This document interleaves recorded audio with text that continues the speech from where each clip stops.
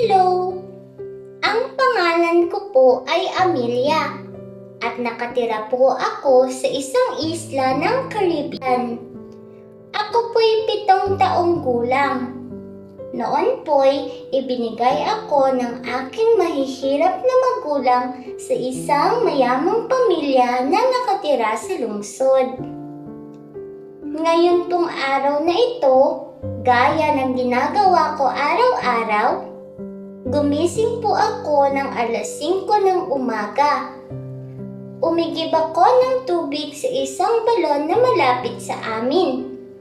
Napakahirap pong balansihin ang mabibigat na banga sa aking ulo. Pagkatapos po ay naghanda na ako ng almusal at inihain ko po iyon sa pamilyang aking pinaglilingkuran.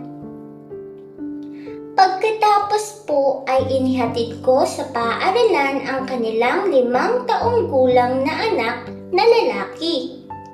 Sumunod po, tumulong ako sa paghahanda at paghahain ng tanghalian ng pamilya.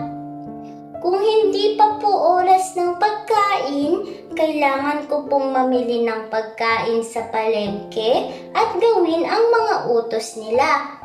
Asikasuhin ang apuyan, walisan ng bakuran, labhan ang mga damit, hugasan ng pinagkainan, at linisin ang kusina. Hinugasan ko po ang mga paa ng aking among babae. Galit na galit po siya ngayong araw na ito at sinampal po niya ako dahil sa galit.